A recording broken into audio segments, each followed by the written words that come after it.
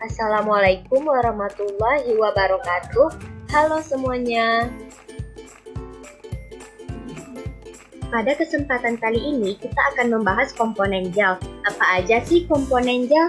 Nah, komponen gel terdiri dari 3. Yang pertama zat aktif, yang kedua gelling agent, dan yang ketiga bahan tambahan.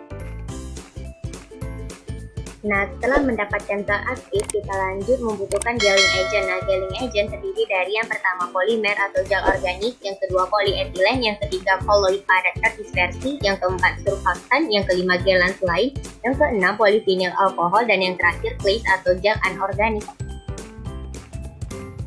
Nah, jenis gelling agent yang pertama itu ada si polimer. Polimer ini terdiri dari gum alam. Gum alam mudah terurai dengan adanya mikroba dan dibutuhkan pengawet.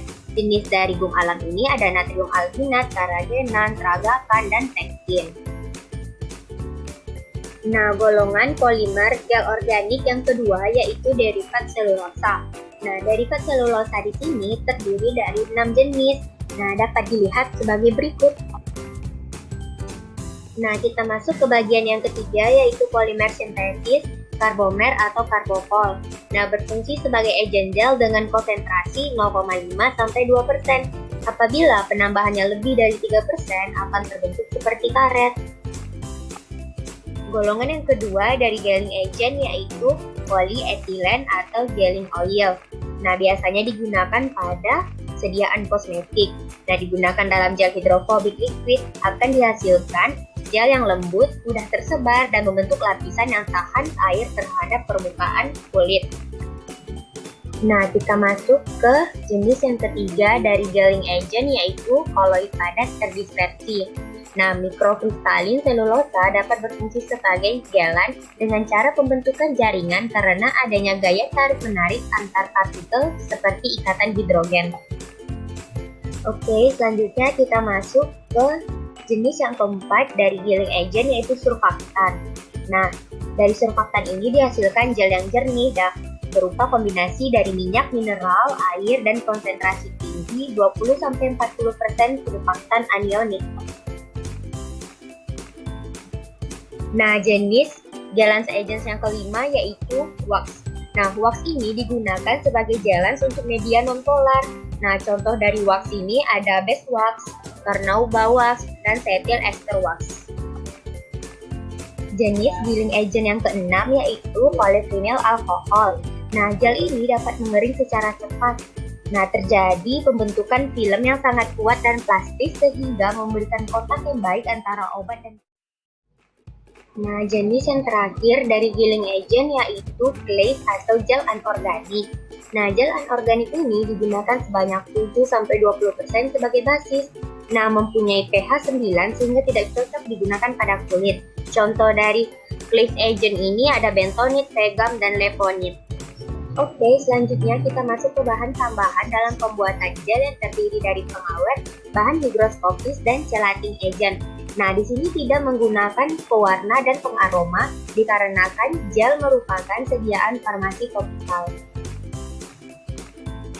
Oke, selanjutnya kita akan bahas bahan tambahan yang pertama yaitu bahan pengawet.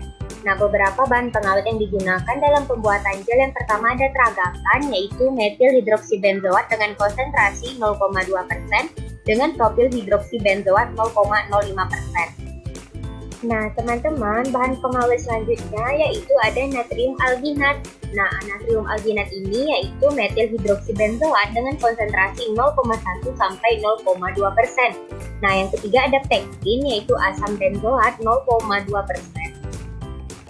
Oke, selanjutnya kita masuk ke bahan pengawet yang keempat yaitu starch glycerin yaitu metil hidroksibenzoat dengan konsentrasi 0,1 sampai 0,2%. Nah, bahan pengawet yang kelima yaitu metil selulosa yaitu fenyl merkuri nitrat dengan konsentrasi 0,001%.